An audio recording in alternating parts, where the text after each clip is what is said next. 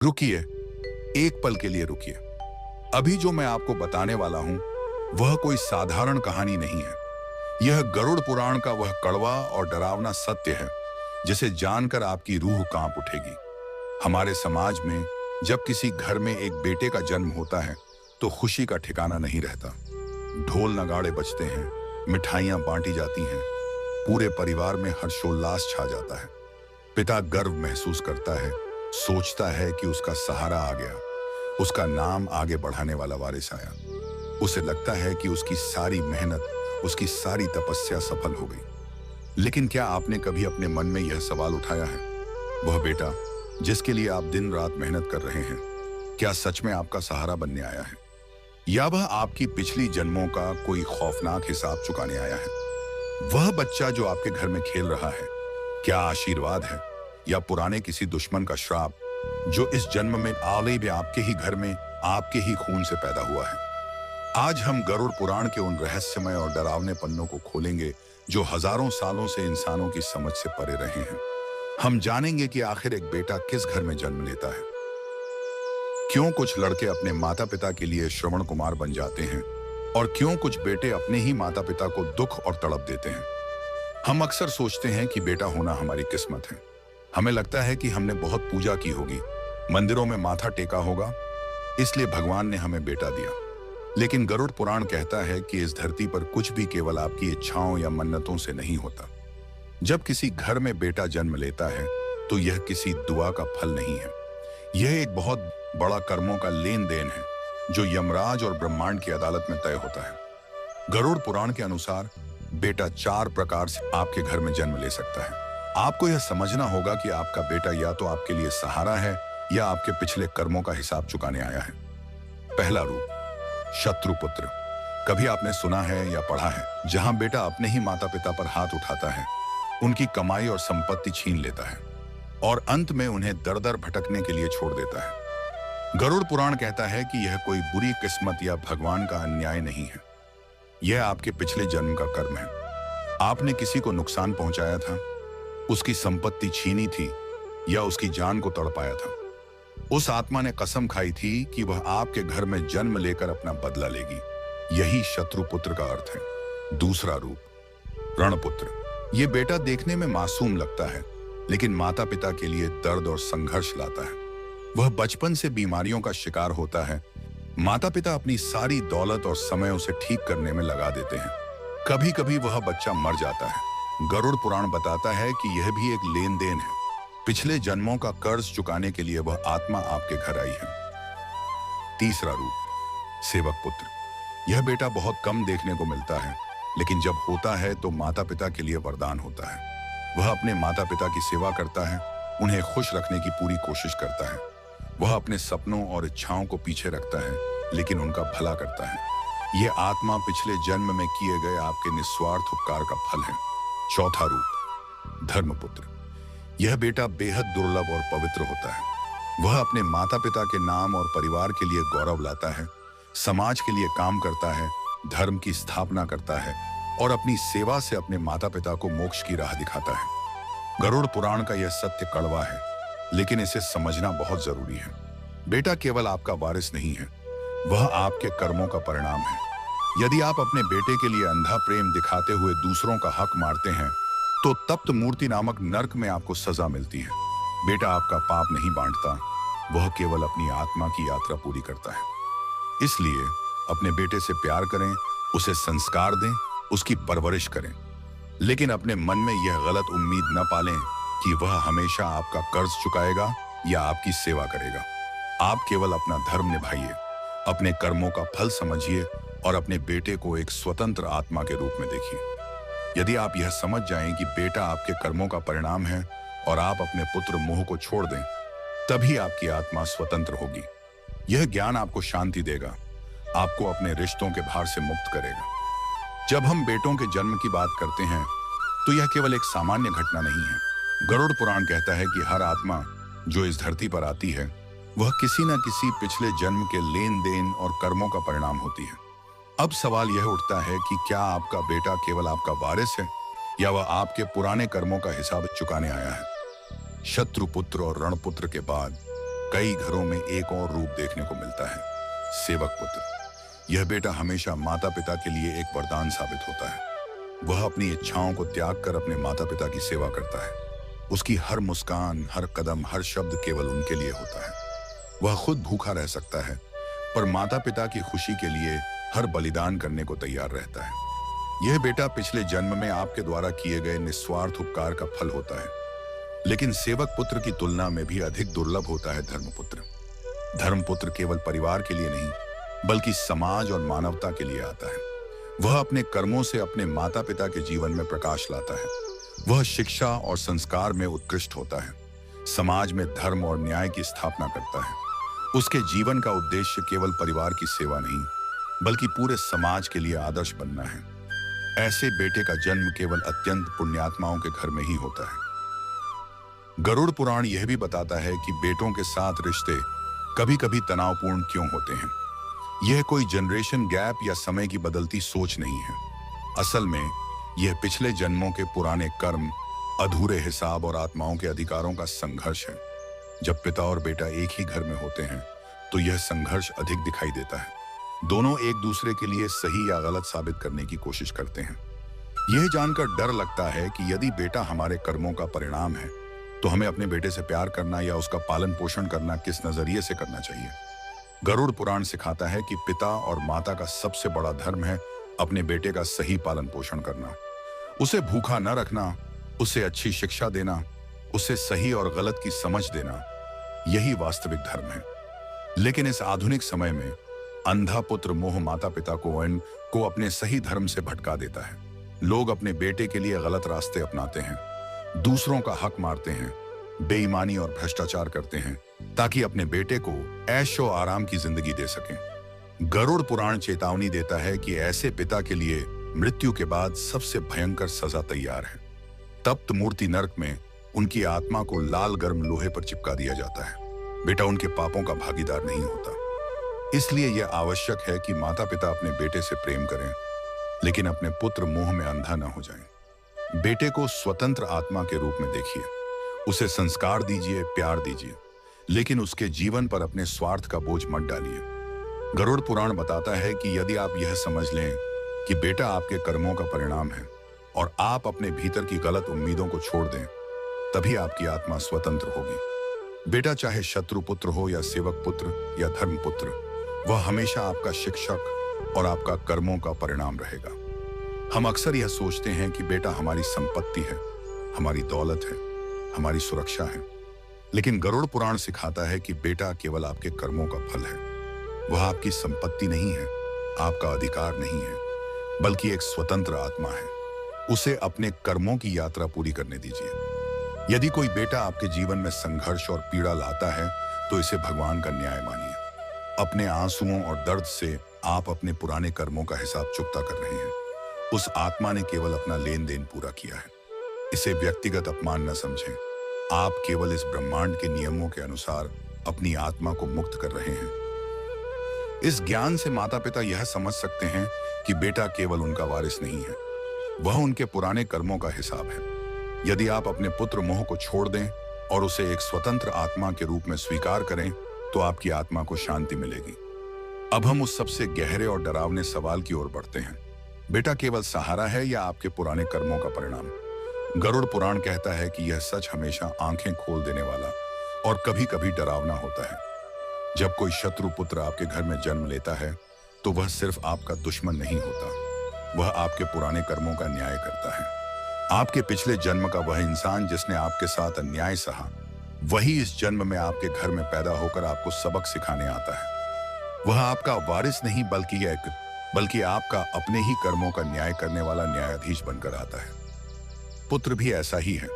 उसका जन्म आपके घर में इसलिए होता है ताकि आपके पिछले जन्म का कर्ज चुक सके। वह माता पिता की मेहनत, उनकी दौलत, उनकी तिजोरी, उनके आंसू और उनके दुखों के माध्यम से लेन देन पूरा करता है। जैसे ही उसका काम पूरा होता है, वह हमेशा के लिए चला जाता है।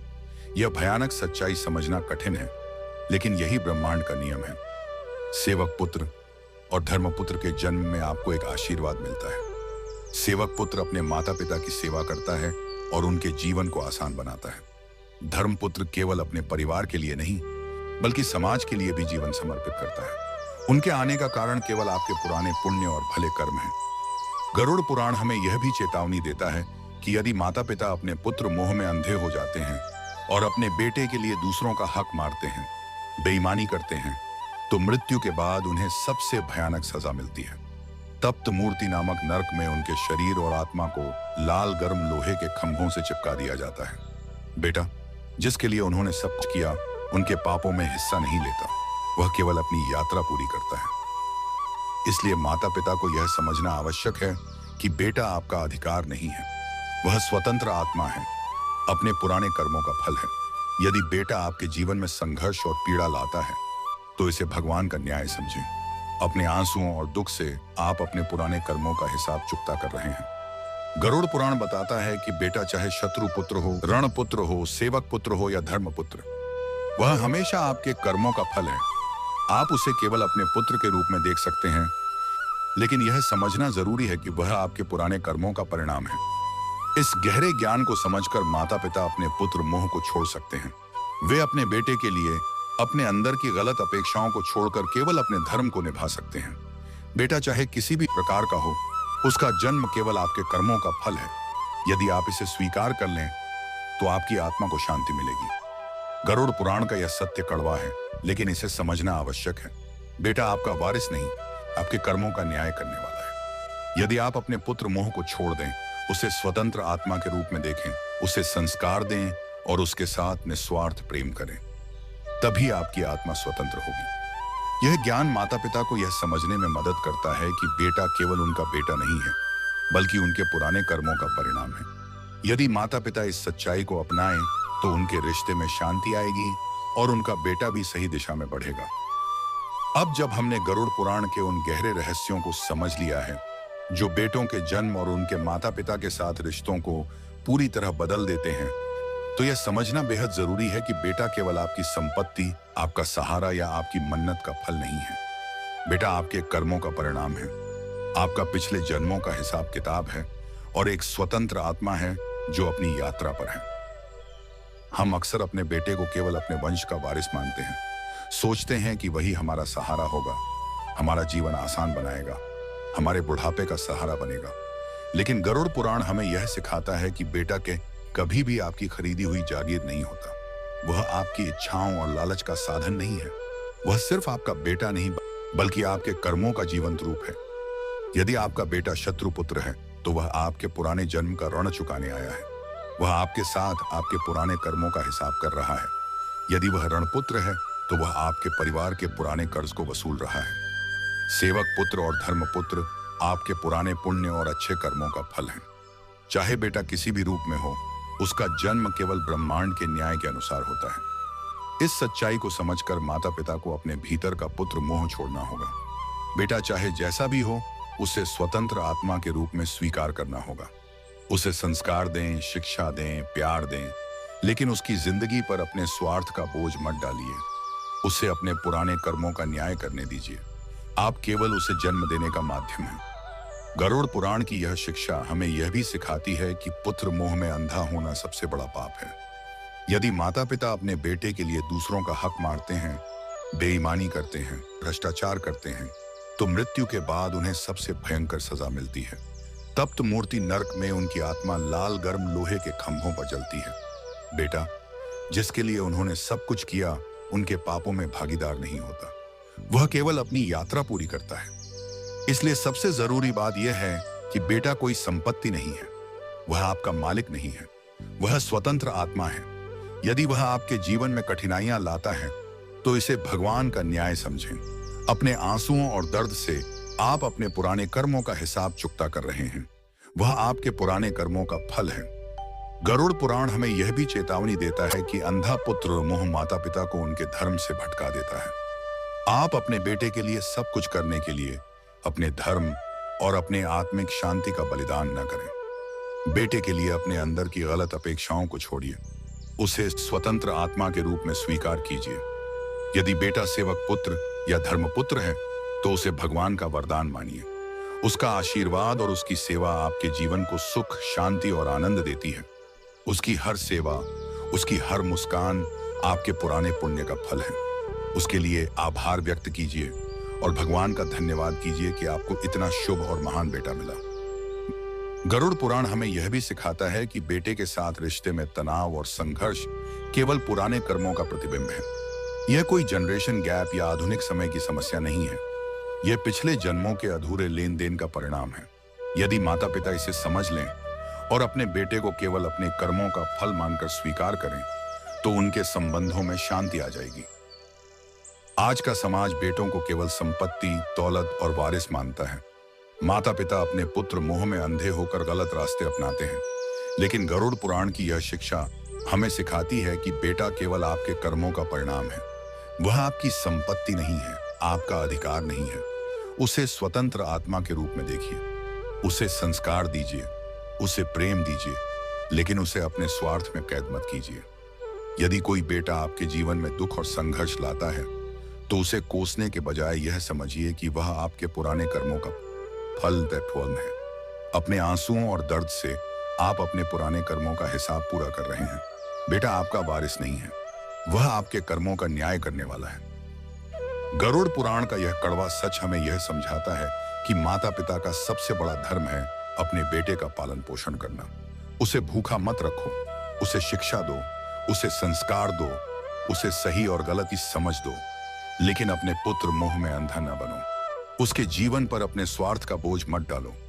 यदि आप अपने बेटे को स्वतंत्र आत्मा के रूप में स्वीकार कर लेते हैं, उसके जीवन पर भरोसा करते हैं और उसे सही संस्कार देते हैं, तो आपकी आत्मा को शांति मिलेगी। बेटा चाहे शत्रु पुत्र हो, रण पुत्र हो, सेवक पुत्र हो या धर्म पुत्र, उसका जन्म केवल आपके कर्मों का फल है। इस ज्ञान से माता पिता यह समझ सकते हैं कि बेटा केवल उनका बेटा नहीं है, वह उनके पुराने कर्मों का परिणाम है।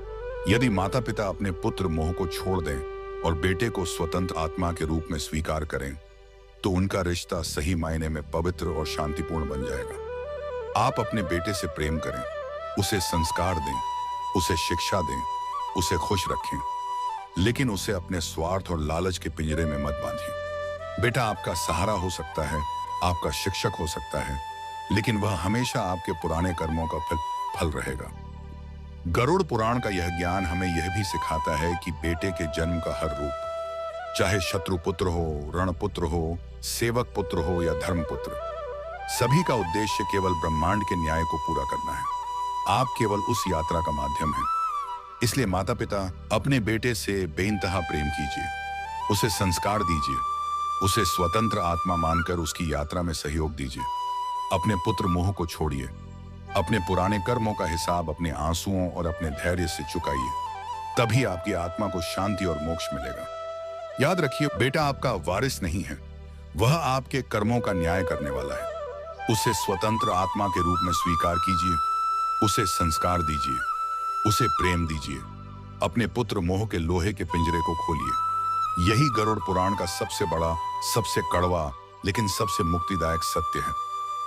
इस सीख को अपनाकर आप अपने जीवन को और अपने बेटे के जीवन को सही दिशा में बदल सकते हैं।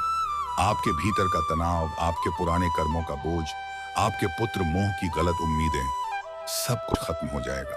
आपकी आत्मा को शांति मिलेगी और आप अपने बेटे के साथ एक सच्चे, पवित्र और संतुलित संबंध में जी पाएंगे। आज से बेटा केवल आपका बेटा नहीं है, वह आपकी आत्मा की यात्रा का दर्पण है। उसे समझिए, उसे स्वीकारिए, उसे संस्कार दीजिए, लेकिन उसे अपने स्वार्थ में कैद मत कीजिए। यही गरुड़ पुराण का सबसे बड़ा सत्य है।